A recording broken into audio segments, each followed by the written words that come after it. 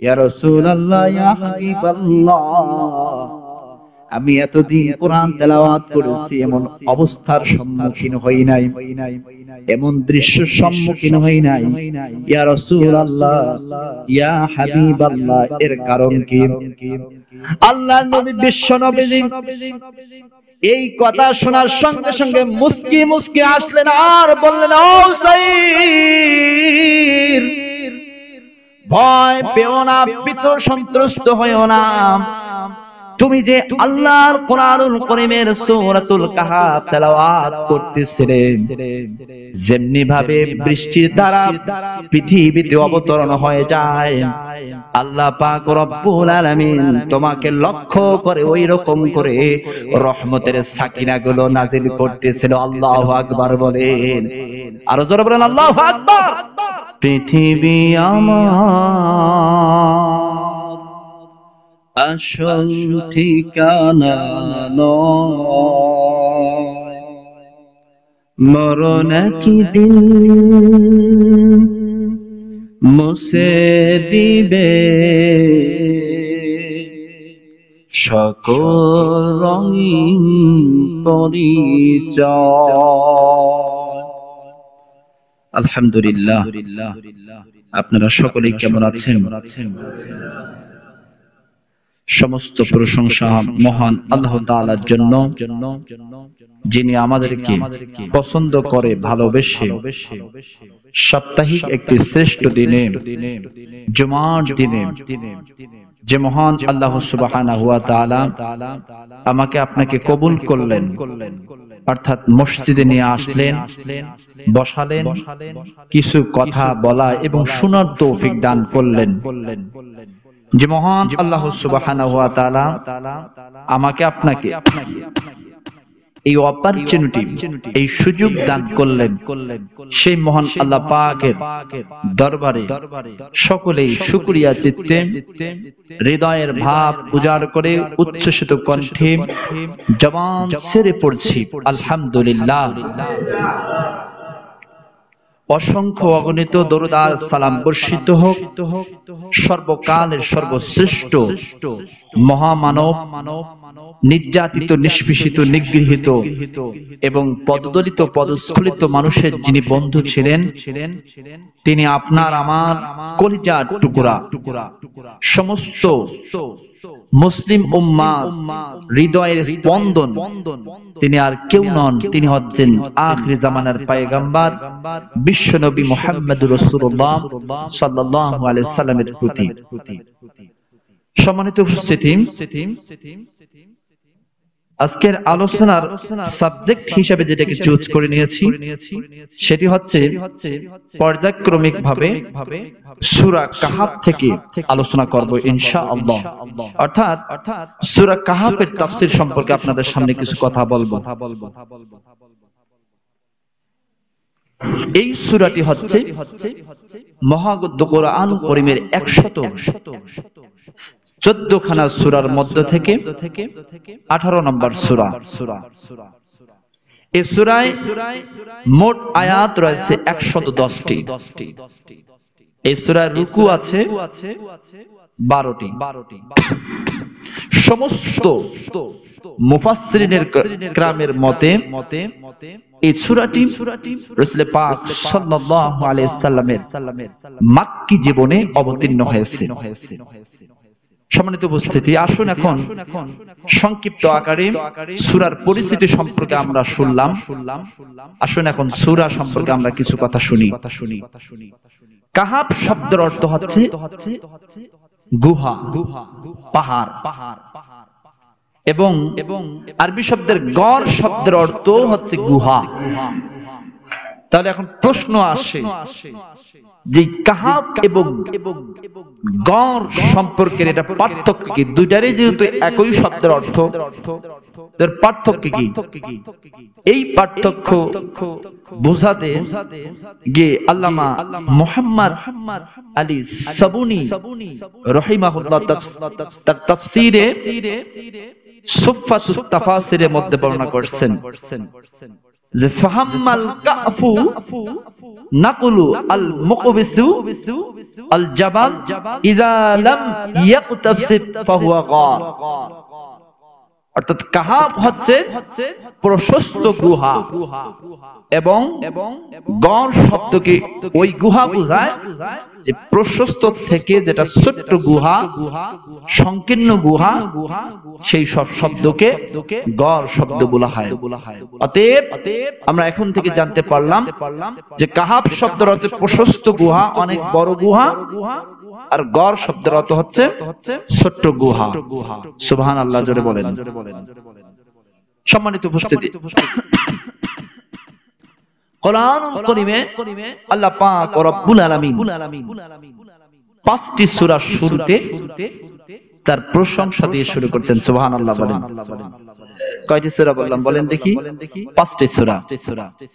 এক নম্বরে হচ্ছে সূরা ফাতিহা, আলহামদুলিল্লাহি রাব্বিল আলামিন। আল্লাহু আকবার বলেন। দ্বিতীয় আরেকটি সূরা, সূরা আনআম, যেখানে আল্লাহ পাক রব্বুল আলামিন তার প্রশংসা দিয়ে শুরু করেছেন।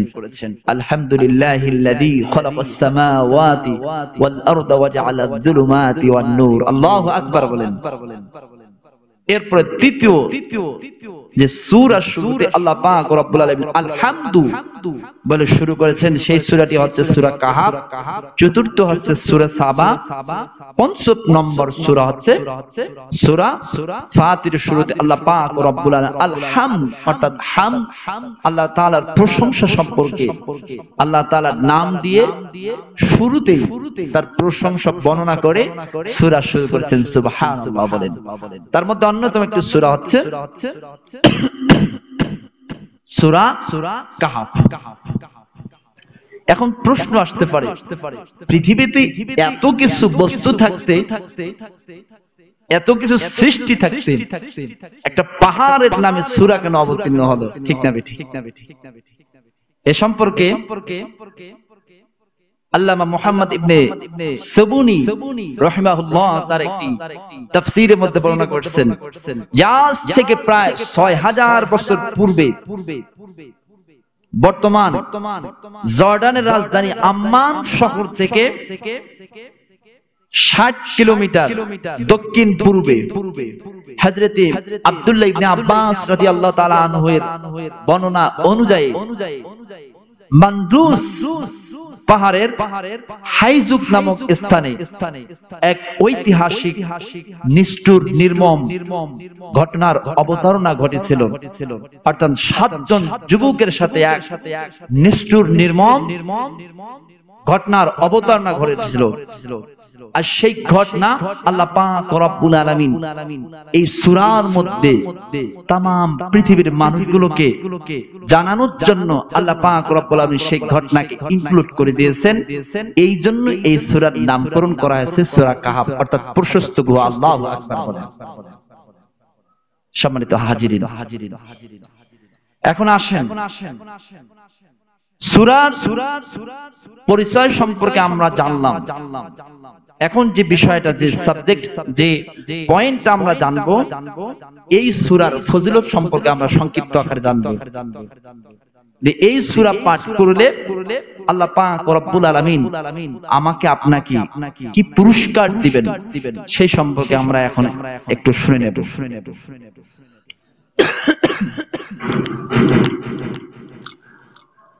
বিশ্বনবী মুহাম্মদ রাসূলুল্লাহ সাল্লাল্লাহু আলাইহি ওয়াসাল্লাম तमाम বিশ্ব সভ্যতার মানুষদেরকে ডাক দিয়ে বলেন, আখিরি জামানার মানুষদের মধ্যে, আখিরি জামানার উম্মতে মুহাম্মাদের মধ্যে সবথেকে বড় ফিতনা আছে দাজ্জালের ফিতনা।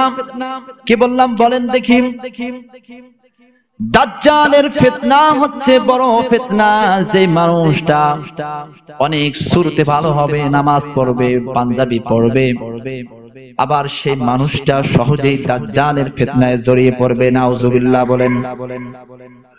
অর্থাৎ ইমানদার ব্যতীত একজন মানুষ দাজ্জালকে চিনতে পারবে না। এখন আসেন দাজ্জালের আকৃতিটা কেমন হবে? অর্থাৎ পৃথিবী ধ্বংস হওয়ার পূর্ব মুহূর্তে কিয়ামত দিবস সংঘটিত হওয়ার পূর্বে আল্লাহ পাক রব্বুল আলামিন এই পৃথিবীতে দাজ্জালকে পাঠিয়ে দিবেন। দাজ্জাল পৃথিবীতে আসবে, তার আকৃতিটা কেমন হবে? এই দাজ্জাল হবে আকৃতিতে খাটো ছোট, এক চোখ তার অন্ধ হয়ে যাবে।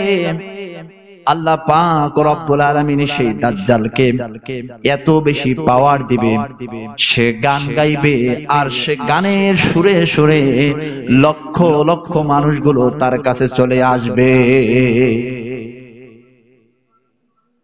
মানুষগুলো নিমেষেই সেই দাজ্জালের গান শুনে হেমিলনের বাঁশির মতো পাগল পারা হয়ে যাবে। দুনিয়ার সিঙ্গাররা, দুনিয়ার মিউজিশিয়ানরা 1 2 অর্থাৎ ABC to C আঙ্গিকে গান গাইবে। আবার দাজ্জাল A 2 অর্থাৎ 1 2 3 কোডের মধ্যে গান গাইবে না। এই দাজ্জাল 6 পাওয়ার পার হয়ে যাবে। এত সুন্দর তার গানের মধ্যে মাধুর্যতা হবে। তাম পৃথিবীর মানুষগুলোকে এক হাতে জান্নাত জাহান্নাম দেখাবে। এতটা পাওয়ারফুল ওই দাজ্জাল হয়ে যাবে, মানুষগুলো নিমেষেই তার প্রতি আকৃষ্ট হয়ে যাবে, এডিক্টেড হয়ে যাবে। লক্ষ লক্ষ কোটি কোটি মানুষগুলো দাজ্জালের ফিতনায় পড়ে তারা বেঈমান হয়ে যাবে, কাফের হয়ে যাবে। নাউজুবিল্লাহ, আরো জোরে বলেন। দাজ্জালকে আরেক বর্ণনায় এসেছে কাফির, অর্থাৎ তার কপালের মধ্যে কাফারা শব্দ থাকবে। অর্থাৎ মানুষগুলো কাফারা অর্থাৎ অস্বীকারী দেখলে বুঝতে পারবে, কিন্তু সব মানুষ বুঝতে পারবে না। যে ব্যক্তি নিয়মিত সূরা কাহাফ তেলাওয়াত করবে, ওই ব্যক্তিটা ওই দাজ্জালকে চিনতে পারবে, দাজ্জালের প্রতি আকৃষ্ট হবে না, দাজ্জালের ফিতনা থেকে ওই মানুষটা দূরে থাকবে। আল্লাহু আকবার বলেন।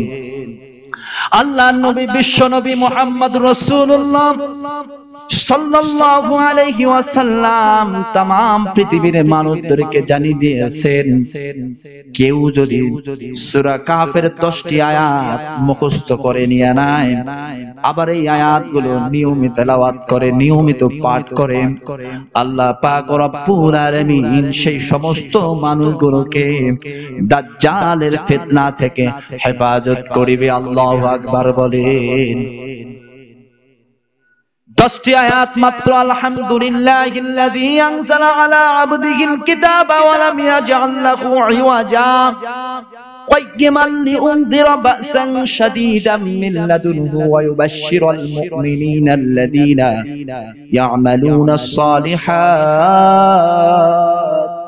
সালিহাতি আন্না লাহুম আজরান হাসানা মাকিসিনা ফীহি আবাদা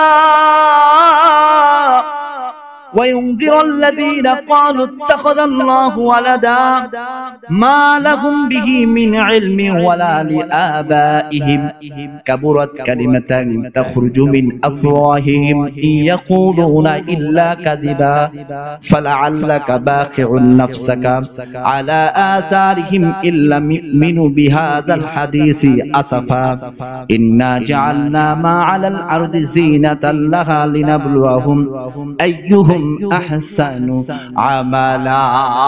আল্লাহু আকবার। এই আয়াত 10টি আয়াত যদি কেউ নিয়মিত তেলাওয়াত করে, সেই সমস্ত মানুষগুলো যদিও মূর্খ হয়, ইলিটারেট পারসন হয়, নিরক্ষর মানুষ হয়, কিন্তু এই আয়াত যদি নিয়মিত নামাজের পাশাপাশি এই আয়াতগুলো যদি চর্চা করে তেলাওয়াত করে, তাহলে সে অকপটে স্বীকার করবে ওইটা কাফের, অর্থাৎ সে দাজ্জাল, তার প্রতি আমার আকৃষ্ট হওয়া যাবে না। আর অনেক মানুষ এই সূরা তেলাওয়াত না করার কারণে বেঈমান হয়ে যাবে, তার মাধুর্যতা সুরে পাগল পারা হয়ে বেঈমান পর্যন্ত হয়ে যাবে। নাউজুবিল্লাহ। আরো জোরে বলেন। রাসূল করিম সাল্লাল্লাহু আলাইহি সাল্লাম বলেন, যদি কেউ নিয়মিত এই সূরা কাহাফের 10টি আয়াত তেলাওয়াত করে তাহলে আল্লাহ পাক রব্বুল আলামিন তাকে দাজ্জালের বড় ভয়ানক ফিতনা থেকে তাকে হেফাজত করিবে কে? আল্লাহু আকবার বলেন। সম্মানিত হাজিরিন, দ্বিতীয় ফজিলত, একজন মানুষ যদি সূরা কাহাফ তেলাওয়াত করে আল্লাহ পাক রব্বুল আলামিন তার প্রতি সওয়াব রহমতের ধারা সাকিনা নাজিল করেন। আল্লাহু আকবার বলেন। দলিল নান হযরত উসাইদ ইবনে হুযাইর রাদিয়াল্লাহু তাআলা আনহু একদা নিজের ঘরের মধ্যে সূরাতুল কাহাফ তেলাওয়াত করতেছে। কি বললাম বলেন দেখি? সূরাতুল কাহাফ তেলাওয়াত করতেছে। এখন একটা প্রশ্ন করি, সূরাতুল কাহাফের শুরুতে কি আছে বলেন দেখি? আলহামদুলিল্লাহ। জোরে বলেন। ভুলে গেছেন?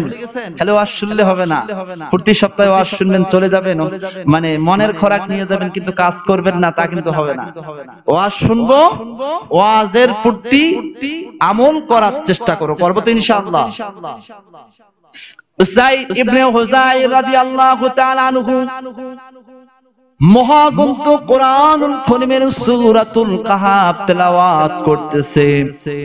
এমন এক পর্যায়ে তিনি দেখতে পেলেন বাড়ির চতুর্দিকে চতুষ্পদ জানোয়ারগুলো হইচই করা শুরু করলো। সকলে চতুর্দিকে বেষ্টনী দিয়ে আবৃত করে রেখে দিল হযরত উসাইদ ইবনে হুযাইর রাদিয়াল্লাহু তাআলা আনহুকে। হযরত উসাইদ ইবনে হুযাইর ঘর থেকে বের হয়ে গেলেন। বর্ণনায় এসেছে ঘর থেকে বের হয়ে তিনি লক্ষ্য করে দেখলেন আকাশের যে মেঘমালা গুলো ছিল, ওই মেঘমালা গুলো হযরত উসাইরের ঘরে আবৃত করে, অর্থাৎ হযরত উসাইরের ঘরে মেঘমালা গুলো জড়ো হয়ে ছায়া প্রদান করতেছিলেন। আল্লাহু আকবার বলে। আর নবী বিশ্ব নবীজির কাছে গিয়ে বললেন, ইয়া রাসূলুল্লাহ, ইয়া হাবিবাল্লাহ, আমি এতদিন কোরআন তেলাওয়াত করেছি, এমন অবস্থার সম্মুখীন হই নাই, এমন দৃশ্যের সম্মুখীন হই নাই। ইয়া রাসূলুল্লাহ, ইয়া হাবিবাল্লাহ, এর কারণ কি? আল্লাহর নবী বিশ্ব নবীজি এই কথা শোনার সঙ্গে সঙ্গে মুস্কি মুস্কি আসলেন আর বললেন, ও উসাইর, ভয় পেও না, ভীত সন্ত্রস্ত হইও না। তুমি যে আল্লাহর কোরআনুল কারীমের সূরাতুল কাহাফ তেলাওয়াত করতেছিলে, যেমনি ভাবে বৃষ্টির দ্বারা পৃথিবীতে অবতরণ হয়ে যায়, আল্লাহ পাক রব্বুল আলামিন তোমাকে লক্ষ্য করে ওই রকম করে রহমতের সাকিনাগুলো নাজিল করতেছিল। আল্লাহু আকবার বলেন। আরো জোরে বলেন আল্লাহু আকবার। আল্লাহর নবী বলেন, মান ক্বারা সূরাতুল কাহফি ফি ইয়াউমিল জুমআতি আদআ লাহু মিনান নূর মা বাইনাহু ওয়া বাইনাতুল জুমআতি ওয়া বাইনাহুল জুমআতাইন। আল্লাহর নবী বিশ্ব নবীজি সাল্লাল্লাহু আলাইহি ওয়াসাল্লাম উসাইদ ইবনে হুযাইরকে বলতে লাগলেন, উসাইর, তুমি তেলাওয়াত করতে থাকো। তুমি যদি তেলাওয়াত করো, আল্লাহ পাক রব্বুল আলামিন তোমার প্রতি এভাবে রহমত নাজিল করবে। সুবহানাল্লাহ। বাড়িতে গিয়ে বলিয়েন, জোরে বলেন সুবহানাল্লাহ। সুবহানাল্লাহ। বড় আফসোসের বিষয় হয়, আমরা অনেকেই কোরআনই তেলাওয়াত করতে জানি না, সূরা কাহাফ কিভাবে তেলাওয়াত করব? ঠিক না বেঠিক? তাহলে কোরআন তেলাওয়াত করার দরকার আছে না নাই? আছে। আপনি মৃত্যু গ্রহণ করেন, তারপরে দেখেন কোরআনের কতটা মর্যাদা। এখন তো দুনিয়াতে আছি বিদায় কোরআনের পাওয়ার বুঝতেছি না। এই তো চোখটা বন্ধ করেই দেখতে পাবেন। আরবি ভাষা ছাড়া, আরবি ল্যাঙ্গুয়েজ ছাড়া আপনার পৃথিবীর সমস্ত ডিগ্রি যদি আপনি অর্জন করেন, কিন্তু কোরআন যদি আপনি না জানেন, আপনার ফলাফল জিরো। নাউজুবিল্লাহ। আর যদি কোরআনের তেলাওয়াত জানেন, কোরআন পড়তে জানেন, কোরআন বুঝেন, সমস্ত আমলগুলো, সমস্ত শিক্ষাগুলো প্লাস পয়েন্ট হয়ে যাবে। আল্লাহু আকবার বলেন। তাহলে বলেন দেখি, কোরআনের কাছে, কোরআনের আন্দোলন, কোরআনের কাছে কোরআন পড়ার আন্দোলনে আমাদের সকলকে শামিল হওয়া দরকার আছে না নাই? আছে। আল্লাহ পাক রব্বুল আলামিন আমাদের সকলকে বুঝার তৌফিক দান করুন। সকলে বলে আল্লাহুম্মা আমিন। তাহলে হযরত উসাইদ এভাবে রাসূল করিম সাল্লাল্লাহু আলাইহি সাল্লামের কাছে বর্ণনা করলেন, ইয়া রাসূলুল্লাহ, আমি তো ভয় পেয়ে গেছিলাম, কি জানি হয়ে গেল। চতুর্দিকে চতুষ্পদ জানোয়ারগুলো চিৎকার করা শুরু করলো, আমার ঘরের মধ্যে এরকম ছায়া প্রদান করতেছিল আল্লাহ পাক রব্বুল আলামিন, আমি তো ভয় পেয়ে গেছিলাম। রাসূল করিম সাল্লাল্লাহু আলাইহি সাল্লাম মুস্কি হাসতেছেন আর বলছেন, যাও তুমি সূরা কাহাফ নিয়মিত তেলাওয়াত করা শুরু করো। আল্লাহু আকবার বলেন। কয়টা বর্ণনা বললাম বলেন দেখি? দুইটা বর্ণনা। একটা বর্ণনা হচ্ছে আল্লাহ পাক রব্বুল আলামিন দাজ্জালের ফিতনা থেকে হেফাজত করবে, প্রোটেক্ট করবে। আর একটা হচ্ছে যে আল্লাহ পাক রব্বুল আলামিন আমাদের প্রতি বৃষ্টির ধারার মতো সাকিনা, রহমত, বরকত নাজিল করবেন। আল্লাহু আকবার। আর এক বর্ণনায় এসেছে আল্লাহর নবী বিশ্ব নবী বলেন, মান ক্বারা সূরাতুল কাহফি ফি ইয়াউমিল জুমআতি আদআলাহু মিনান নূর মা বাইনাহু ওয়া বাইনাতুল জুমআতাইন। যদি একজন ব্যক্তি জুমার নামাজের পূর্বে সূরাতুল কাহফ তেলাওয়াত করে, সূরা কাহফ তেলাওয়াত করে, এক জুমা থেকে অপর জুমা অর্থাৎ দুই জুমার মধ্যবর্তী সময়গুলোতে আল্লাহ পাক রব্বুল আলামিন ওই ব্যক্তিটার উপর রহমত আর নূর অবতীর্ণ করে দিবেন। আল্লাহু আকবার বলেন। রহমত আর নূর বলতে এখানে বোঝানো হয়েছে যে আল্লাহ পাক রব্বুল আলামিন আপনাকে গুনাহ থেকে বাঁচাবেন। আল্লাহু আকবার বলেন। আপনি গুনাহ করার দুঃসাহস, মনোমানসিকতা আপনার ভিতরে আসবে না। অটোমেটিক্যালি আল্লাহ পাক রব্বুল আলামিন আপনাকে গুনাহ থেকে রিমুভ করবে, আপনাকে ফারেক করে নিয়ে আসবে। আল্লাহু আকবার বলবেন না? যদি কেউ সূরা কাহফ তেলাওয়াত করে জুমার দিনে, আল্লাহ পাক রব্বুল আলামিন তাকে এই ফজিলত দিবেন। সুবহানাল্লাহ বলেন। আর এক বর্ণনায় এসেছে, যদি কেউ সূরাতুল কাহফ জুমার দিনে তেলাওয়াত করে, আল্লাহ পাক রব্বুল আলামিন তার রিজিকের প্রশস্ততা আরো বেশি বেশি বৃদ্ধি করে দিবেন। আল্লাহু আকবার বলেন। আমরা তো রিজিক নিয়ে খুব টেনশন হয়ে যায়, পেরেশানি হয়ে যায়, কিন্তু আল্লাহ পাক এখানে ওয়াদা করছেন, যদি কেউ সূরা কাহফ তেলাওয়াত করে তাহলে তার রিজিকের প্রশস্ততা আরো বেশি বৃদ্ধি করে দিবেন। সুবহানাল্লাহ বলেন। এখন বলেন দেখি কিসের দিন সেটা? জুমার দিনে এই ফজিলত। বড় আফসোসের বিষয় হয়, আমরা তো জুমার দিনে মানে সবেমাত্র নামাজটা পড়ারও সময় পাই না। এগুলো তো দূরের কথা, ঠিক না বেটি? আসি সবাইরে শেষে, সবাইরে আগে যাওয়ার জন্য আমরা তাড়া হয়ে যাই, ঠিক না বেটি?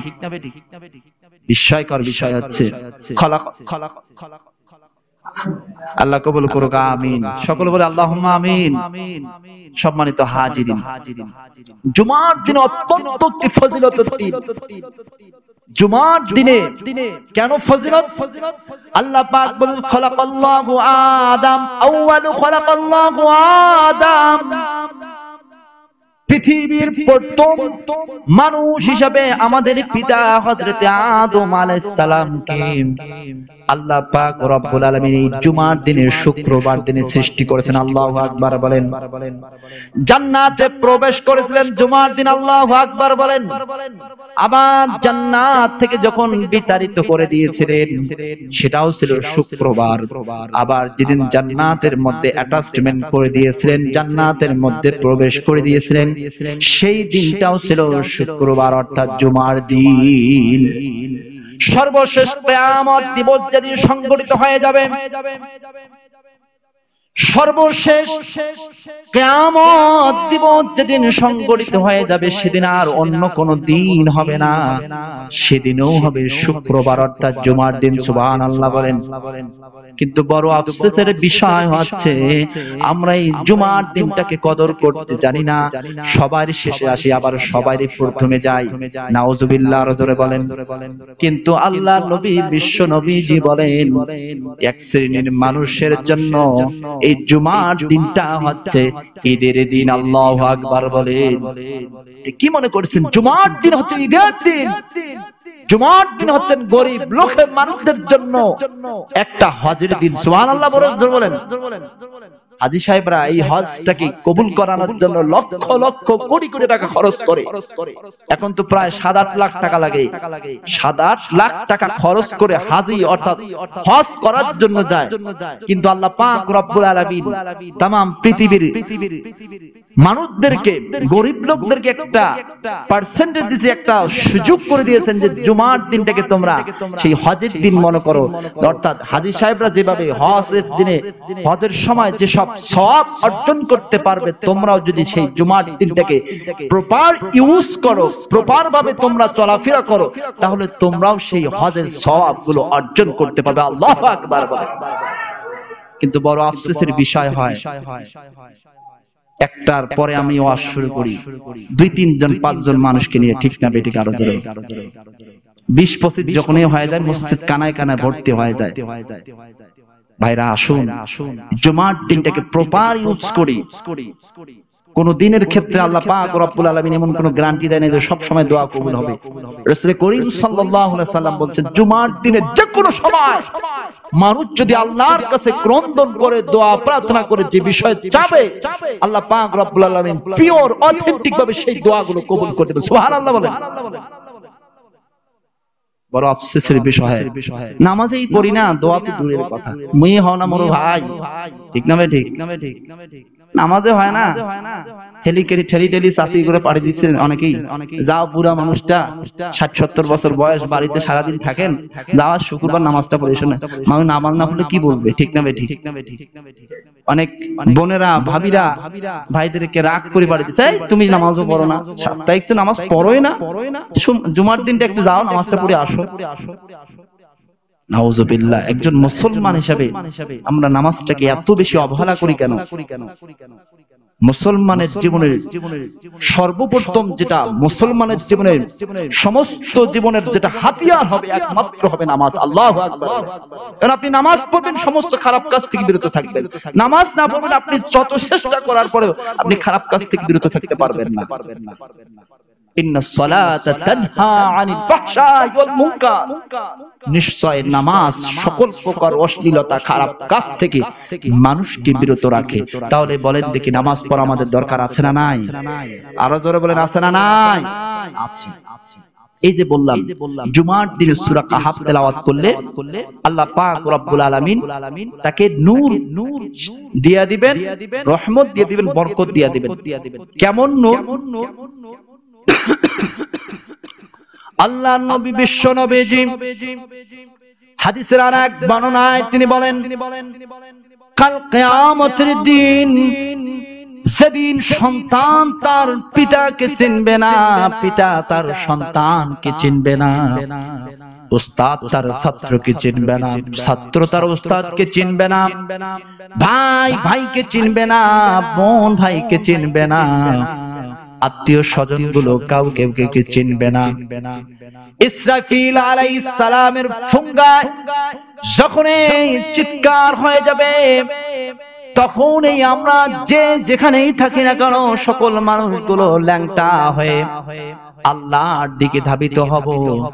অর্থাৎ কিয়ামত দিবসে পাগল পারা হয়ে দৌড়াতে থাকবো। কারো সমস্ত শরীরের মধ্যে কাপড় থাকবে না। হযরতে মা আয়েশা সিদ্দিকা রাদিয়াল্লাহু তাআলা আনহা আল্লাহ নবী বিশ্ব নবীজির কাছে বলতে লাগলেন, ইয়া রাসূলুল্লাহ, ইয়া হাবিবাল্লাহ, আমি আমার জীবনে কখনো কোন অবস্থায় আমার একটা চুল পর্যন্ত মানুষকে দেখাই নাই, কিন্তু আজকে যদি আমি সেই কিয়ামত দিবসে যদি আমার শরীরটা মানুষ দেখে পড়ে, আমি তো শেষ হয়ে যাব। আল্লাহ নবী বিশ্ব নবীজি মা আয়েশা সিদ্দিকা রাদিয়াল্লাহু তাআলা আনহাকে ডাক দিয়ে বলেন, আয়েশা রে, কিয়ামত দিবসটা এমন এক সময়, কিয়ামতের সময় এমন একটা বিভীষিকার সময়, সমস্ত মানুষগুলো ল্যাংটা হয়ে থাকবে, কিন্তু কেউ কারো প্রতি দৃষ্টি নিক্ষেপ করার সুযোগ পাবে না। আল্লাহু আকবার। ভাইরা আমার লক্ষ্য করুন, সমস্ত মানুষগুলো যখন দৌড়াতে থাকবে কিয়ামত দিবসে হাসরের মাঠে, এক শ্রেণীর মানুষগুলো তারা বিনা দ্বিধায়, নির্দ্বিধায়, নিঃসংকোচতায়, কোন প্রকার সংকোচতা তাদের মধ্যে থাকবে না। তারা একদমই নির্দ্বিধায় আল্লাহর দিকে দৌড়াতে থাকবে, কিন্তু সমস্ত মানুষগুলো আল্লাহর দিকে যাইতে পারবে না। আল্লাহর নবী বিশ্ব নবীজি মুহাম্মদুর রাসূলুল্লাহ সাল্লাল্লাহু আলাইহি সাল্লাম বলছেন, ওই সমস্ত কোন মানুষ, যে সমস্ত মানুষগুলো দুনিয়ার জীবনে প্রতি জুমার দিনে সূরা কাহাফ তেলাওয়াত করবে, ওই নূরের আলোয় কিয়ামত দিবসে ওই সূরা কাহাফ তাকে আল্লাহর দিকে যাইতে সাহায্য করিবে। আরো জোরে বলবেন না সুবহানাল্লাহ? তাহলে বলেন দেখি, সূরা কাহাফ তেলাওয়াত করা আমাদের দরকার আছে না নাই? যুবক ভাইদেরকে বলি, অ্যাপস এখন চালু হয়ে গেছে, অনেক অ্যাপস পাওয়া যায়, সূরা কাহাফটা ডাউনলোড দিয়ে দেন, কিংবা অ্যাপসের মধ্যে অন্তত সূরা কাহাফ প্রতি জুমার দিনে পড়ার চেষ্টা করুন। আল্লাহ পাক রব্বুল আলামিন আমাকে আপনাকে পড়ার তৌফিক দান করে এই আশাবাদ ব্যক্ত রেখে আমি আমার সংক্ষিপ্ত অগোছালো কথা সূরা কাহাফের প্রথম পর্ব আলোচনা এখানে শেষ করছি। আগামী জুমায় আরো চমকপ্রদ আলোচনা আছে। আল্লাহ পাক রব্বুল আলামিন আমাকে আপনাকে সূরা কাহাফ নিয়মিত তেলাওয়াত করে আল্লাহর সন্তুষ্টি অর্জন করার তৌফিক দান করে এই আশাবাদ ব্যক্ত রেখে আমি আমার সংক্ষিপ্ত অগোছালো কথা এখানে শেষ করছি। ওয়া আখিরু দাওয়ানা আলহামদুলিল্লাহি রাব্বিল আলামিন। যারা সুন্নাত আদায় করেননি